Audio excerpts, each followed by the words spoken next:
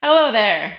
Today's Monday Motivation is about the patterns of thinking that we develop in our brain and how they can change. And been thinking about this a lot lately because I've actually been reading the or listening to Mel Robbins' book, The High Five Habit, which I highly recommend. I'm only partway through, but it's really interesting, the science that she shares about the way tiny actions can add up to kind of reframing your view of the world.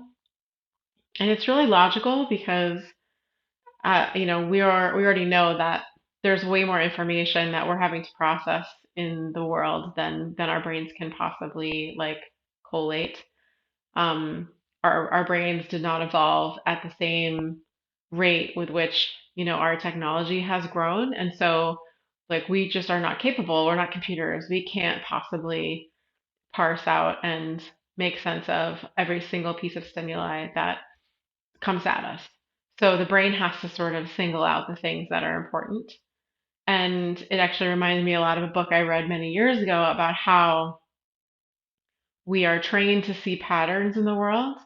And that's kind of it was written by a skeptic researcher who was talking about how people end up, with conspiracy theories or religion or just like general superstition about the world around them is because they see a pattern because they basically start looking for the information that kind of proves the pattern they already believe, and how that is evolutionarily a really beneficial trait because if you know that a certain rustle in the grass last time meant that a predator jumped out and ate your friend, then now you're seeing the rustle in the grass, and every rustle in the grass you see is a potential predator.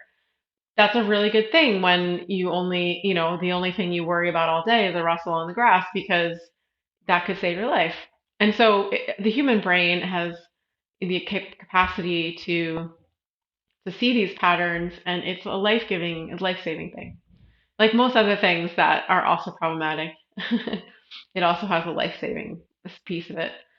And so listening to all the research that Mel talks about about kind of like how you can basically choose to reframe your view of the world by telling your brain that you're looking for different things.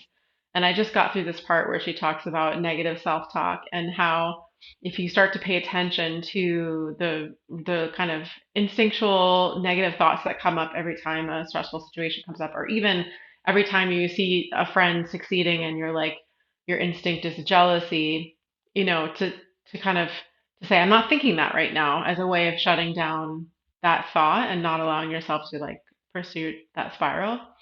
Um, I'm very interested to see how that works. But it was just really, I loved the kind of alignment with the work that we do with pain or processing therapy and movement remedies, because you're basically trying to figure out the things that the brain has previously associated with pain in order to explore those things, prove to yourself that there is a possibility to not have a pain associated with that trigger or whatever it is, and then use that information as evidence to kind of reinforce your brain to break that pattern.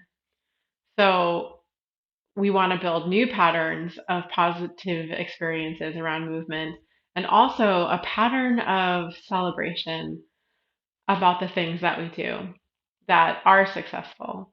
And I do think that we have a tendency, or maybe there's just kind of a subset of the population that has a lot of chronic pain, a lot of anxiety, and also tends to focus in on like what we can't do, what's not happening for us in our lives, you know, what we weren't able to accomplish today, and how powerful it can be to choose um, to actively filter so that you are actually focusing in on the good things and how much work that takes. Like that takes an incredible amount of work.